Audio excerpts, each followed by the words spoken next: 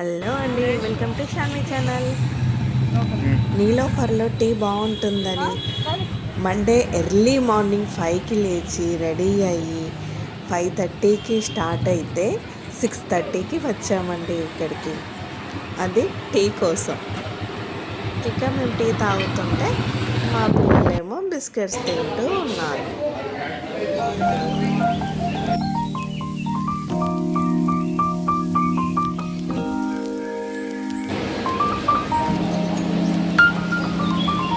ఇక టీ తాగేసి బయటకు వచ్చేసాం.